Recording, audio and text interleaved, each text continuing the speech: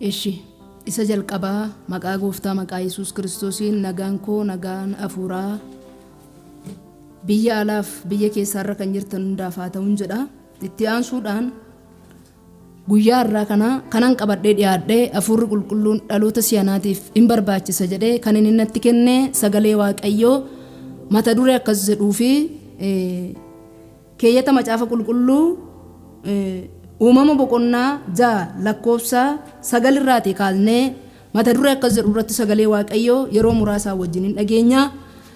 Kanatti aansuudhaan daqiiqaa muraasa gooftaa kana hin galateeffannaa Waaqayyoon kadhannee gara mata duree kanaatti deebina. Isa dubbatame kanaan dhaloonni akka ittiin fayyan akka ittiin gargaaramanii gooftaan nu gargaara. Guddaa beekaa sodaatamaa sodaachisaa kan taate jiraata ilma Waaqayyoo galanni siif haa ta'u. Sagalee kee galgala kanaatiif ulfaadhu. Ammas sagalee kee dubbachuudhaaf humnaaf afuuraan isa nutti kennite kana gara dhalootaatti dabarsuudhaaf ayyaanni kee nu wajjin haa ta'u. Wantoonni sagalee kanaatiin mormanii dacheef qilleensarraa haa rukutamanii sagalee kee dhageenye ittiin fayyina ulfaadhu nu gargaarta maqaan kee haa eebbifamu. Egaa yaadaan qabannee fuula Waaqayyoo duratti ayyaana Waaqayyoo keessa taanee sagalee Waaqayyoo keessa bakka tokko dubbifannee sagalee Waaqayyoo walii wajjin hin dhageenya. Innis akkas jedha. Seera uumamaa boqonnaa 6 lakkoofsa 9 irratti akkas jedha. Nohi dhaloota sana keessaa nama qajeelaa nama balleessaa hin qabne ture. Inni karaa Waaqayyoo irra deddeebi'uudhaan Waaqayyoo wajjin jiraate. Iddi dhaloota sanyii Nohi kanatti fufee hin lakkaa'ama. Iddi dhaloota sanyii Nohi kanatti fufee hin lakkaa'ama.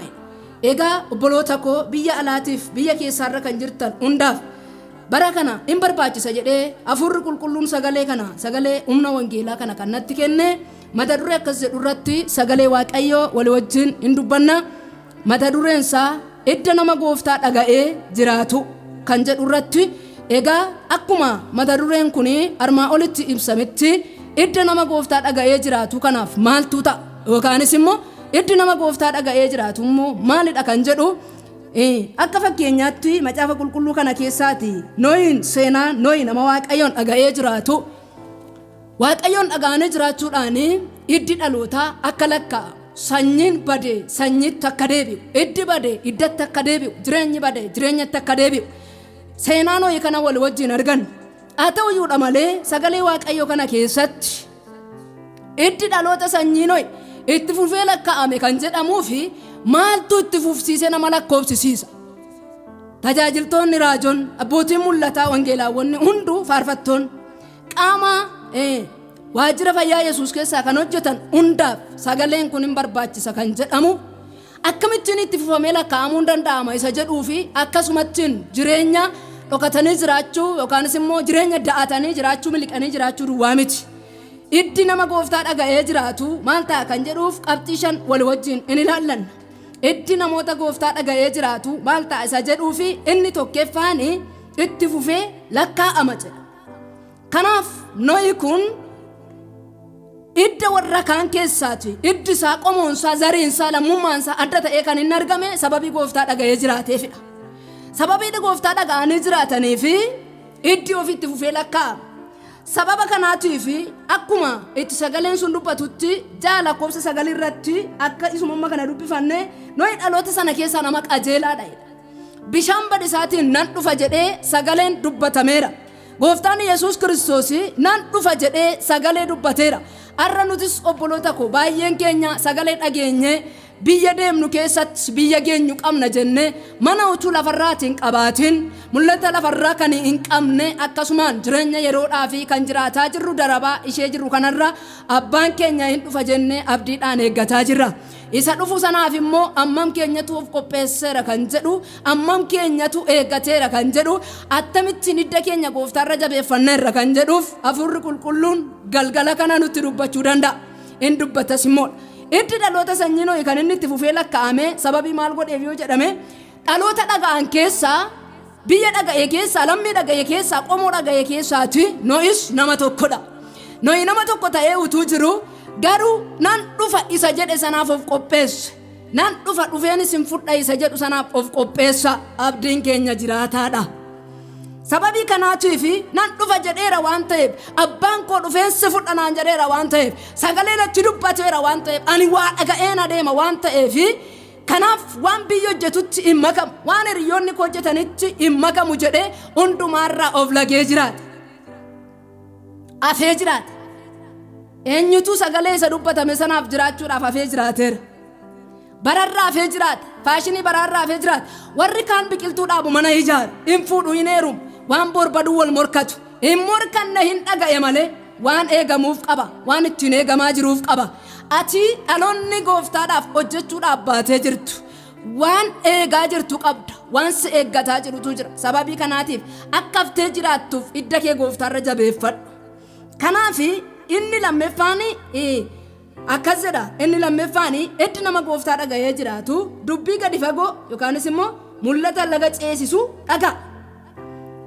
14 irratti immoo akkas jedhe 14 irratti ati muka ta'u irraa markaba tolchadhu keessa isaattis kutaa baasittiin jedhe maal baasi kutaa baasi golichi noo itti dubbatame yeroo sanaa gola itti dhaloonni hafanidha gola itti dhaloonni oolanidha wanti lafarraa badu kan ittiin deebee takkalamudha wanti lafarraati foxxoqu kan ittiin deebee idda godhatudha iddi badu sanyiin badu qomoon badu deebee sun akka lafa qabatuuf maal qopheeffattee jirta iddi kee maalirratti dhaabbatee jira mukoota keessaati mutti gosa lamatu jira kaani iddi isaa baay'atee gadi ergamee qilleensa kan hin filanne haala kan hin filanne bunaaf ganna kan hin filanne achi keessaati mutti silumaa dhaabbanni isaa irra keessa ta'e yookaanis immoo hundee gadi fagoo kan hin qabne tokko jira kan qilleensa filatee jiraatu kan waqtiilee garaagaraa filatee jiraatu jiraachuu danda'a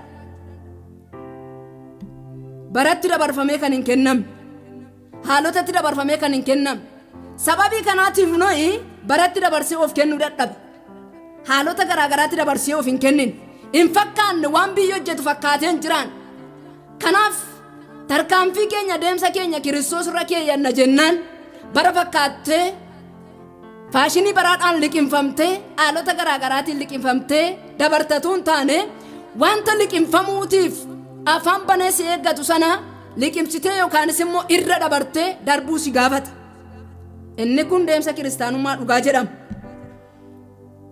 ati muka ta'u irraati markaba tolchadhu jedhe nooyin dhaga'eera waan ta'eef muka ta'u irraa waaqayyo warra kansaatti waan gadi fagoo ta'e waan iddi isaanii jabaatee dhaabbatu waan bu'uura ta'e waan kiiloon isaa wal ka'aa ta'etti dubbata malee waan har'aa fi waan yeroodhaaf ittiin dubbatu waaqayyo warra kansaatti maaliif boru waan ooshitu qabda waan ta'eef boru waan hambistu qabda waan ta'eef waaqayyo ija booriitiin si ilaala waaqayyo nama booriitiin si eega waaqayyo fi keetiif si kaayatuun taane dhalootaaf si kaa'e kanaaf akka dhalootaaf taatuuf immoo bararraa haftee jiraachuu si gaafata ayyaanni gatii nama kaffalsiisa tajaajilli gatii nama kaffalsiisa humnaaf hafuuraan dhugaadhaaf jiraachuun gatii nama kaffalsiisa kanaaf waan hundumaarraati amnee jiraachuu nu gaafata muka ta'urraati jedhee itti menoitti mukuma keessaayyuu mukti daanaa'oodhaan nyaatamu jira mukti bishaan of keessatti kaa'uudhaaf hin damdamanne jira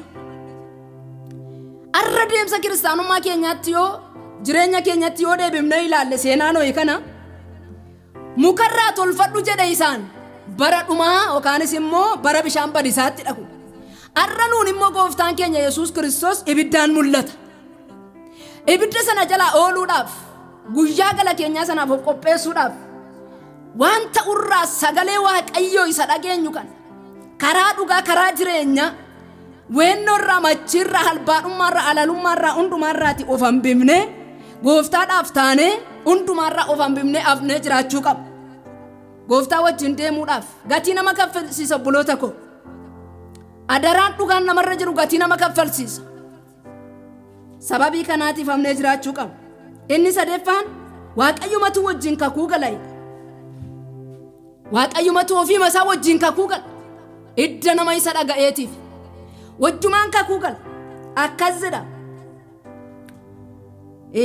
waaqayyumatu wajjin kakuu gala'e waaqayyotu wajjin kakuu gala malee namni dabarsee namatti dabarsee si illaatu yookaanis immoo waaqayyo idda isaa warra isarra jabeeffatan idda nama gooftaa dhaga'ee jiraatuutiif maaltu ta'a kan jedhu waaqayyo ofii masaa wajjin kakuu gala ormatti si naman waaqayyo biyya keetti sin amanu qabeenyatti sin amanu si'uma mataa keeyyuu amma ni biliseedha taanaan biliseetti namanu Waaqayyo ormatta manee sillaatu Waaqayyo ofii keettu si inaman fira keetti biyya keetti qabeenya keetti dandeettii beekumsa keetti si namanu Waaqayyo si kaawwate ka qorichummaadhaaf si barbaaddata waan ta'eef ofii isaatii dubbii si wajjin cimsate. Macaafa Abboota Firdii boqonnaa 6:14 irratti Waaqayyo Gidewoonitti dhiyaate ofii isaa dubbate maal jedhee dubbate haala Gidewoon keessa jiru argee ofii isaatti dhiyaate isa dhumaa Waaqayyo gooftaan maccaa haalallaa bararraati ofii keerraati si fuudhee ofii keeti ofii isaatti sin danda'a jedhee ofitti si qabataan jedhe isa dhumaa dhimmi kee nama harkaa fuudhame harka gooftaa irratti nama siif xumuramutu jira. Ani si wajjin waanan jiruu fi akka nama tokko rukkutuutti jedhe warra miidiyaan in rukkutta jedhe Gidewoon in jedhe raajotatti naman yeroo isaanni kana dura dabarse sana keessatti haala isaanni kana dura dabarse sana keessatti karaa raajotaatiin dhaqee dhidhiibe madaasaa irrina isaa dadhabina isaa miidhamuu isaa karaa raajotaatiin ergamootatti ergee ittiin dhidhiibe ittiin fayyise. Dhumarratti garuu dubbiin inni dhumaa gooftaadhaan xumurama waan ta'eef ofii isaa dhaqe akkas jedheetti dubbate yeroo itti ergamaan Waaqayyo yaa Gidewoon loltu jennaan ana jedhe ofii kooyyuu dhokadheen lagatti galee ta'a jedhe walqatti galeen ta'a maaliif akkas naan jedhama jedhe isa dhumarratti amansiisuudhaaf sammuu isaa amansiifachuudhaaf ofii isaa dhaqe Waaqayyo ofii isaa gara kee haa dhufu isa dhumaa Waaqayyo dhimma kee si xumuruudhaaf alatti keessatti qabamte keessa ala si rakkise keessa ala golatti si gashe keessa ala uuciitti si gashe keessa isa dhumaa Waaqayyo gara kee haa dhufu si wajjin dubbii isaa cimsatu si wajjin ayyaana sirraa qabu sirratti ofaa eeggatu kanaaf isa dhumaa fi isaa gara isaa dhaqe inni arfeffaan Gidewoon itti immoo akkas jedhee dubbate si wajjin garuu kakuunan gala kaanin dhumu kaanin badu kaan lafarraa dhibamu si wajjin immoo maalin godha ofii koon kakuun si wajjin galu sanan narraawwadha harka si wajjin ta'uu koon mul'ise irree si wajjin ta'uu koon mul'ise kanaaf isa dhaga'eera waan ta'eef arrayyuu dhaloonni gooftaa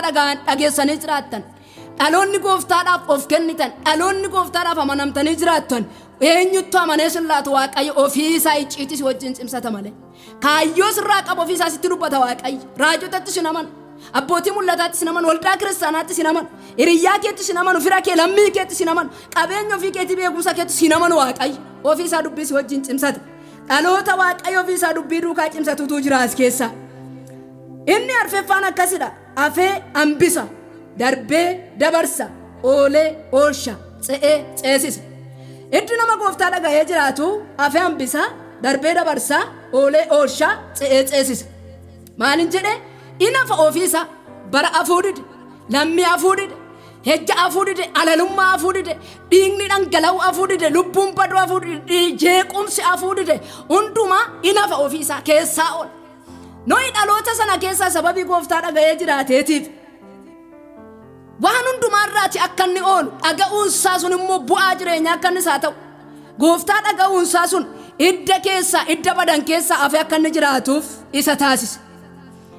Biyyi badeef hin baddoti iddi kee gooftaa irratti jabaateera taanaan yaanni foon keetii si fudhatee hin sokku dargaggummaan si fudhatee hin sokku ga'eessummaan si fudhatee hin sokku iddi kee gooftaa irra jabaateera taanaan jabaateera bakka dhimmi kee xumuramuu isaa gooftaa irra dhaabbatee siif xumuramuu isaa kanatti ittiin beektu iddi kee gooftaa irra jabaachuu isaati nooyi waan hundumaa obsee jiraate arrabsameera xunqurfameera ila akka simbirroo ishee laga keessa adeemtee muka qussitu kanatti hin jedhame kan biyya hojjetu hin hojjettu jedha namni gooftaadhaaf garaa murate kan biyya hojjetu hin hojjetu biyya duukaan sokku faashinii baraa duukaan sokku utuu kan biyya hojjetu hojjetee jiraate ta'eeti Daani'eel silaati miidhama ture ayyaana isaatti inafa ture nyaata mootichi nyaatuuf dhugaatii mootichi dhugu sun sababa na xureessuuf kaayyoo koo biraan nan ga'u waan ta'eef ittiin dhiise nama garaa murate Kiristoosiif nama garaa murate taanaani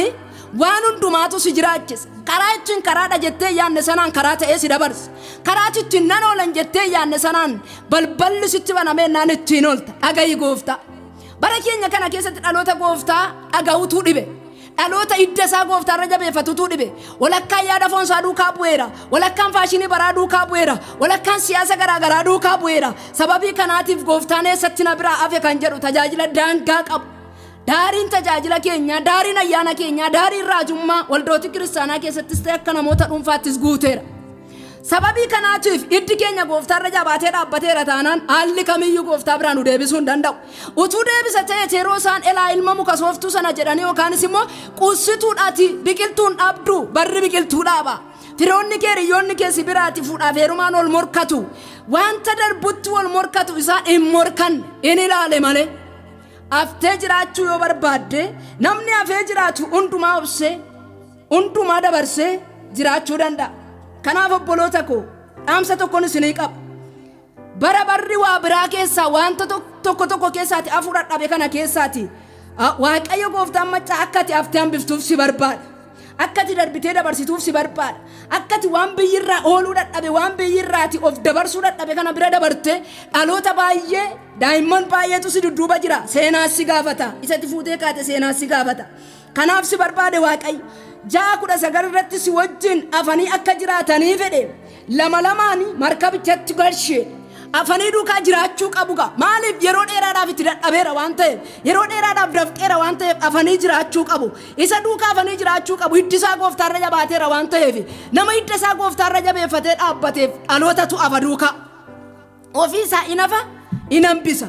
Waan biyyi darbuu dadhabe in darba in dabarsa. Waan dhaloonni ce'uu dadhaban sana in ceesisa. Ameen. Si wajjin afanii akka jiraataniif lama lamaan jedhe. Wal hormaanni lafarraatii bade akka ittiin deebi'uuf. Iddi lafarraa bade akka ittiin idda deebi'ee horatuuf. Inni lafarraa lubbuudhaan dhibame deebi'ee akka inni lubbuu ittiin godhatuufi lama lamaan ol galchee. Gola markaba keetii keessatti dhaloonni hafuu qabu namoota Waaqayyoo. Gola markaba keetii keessatti kan badan qomoon bade lammiin bade addunyaan bade si keessatti ooluu qaba. Keessumaa barri keenya kuniif barri Nohi wal fakkaata jedheetin yaada.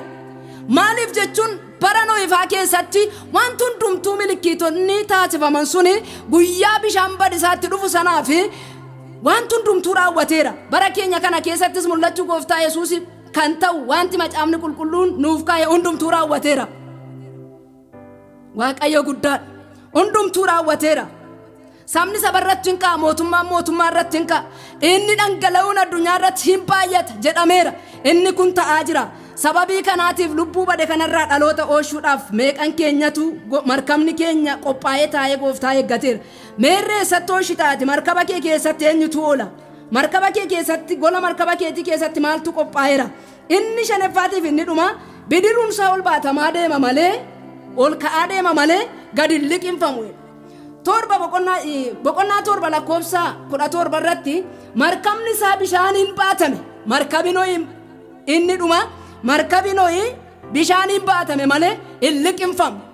Dhageessee idda kee gooftaarra jabeeffattee dhaabbattee taanaani kan kee markabni ol baatamaa deema. Kan kee markabni ol irra keessa oolaa deema malee gadi nyaatamaa gadi liqinfamaa na deemu.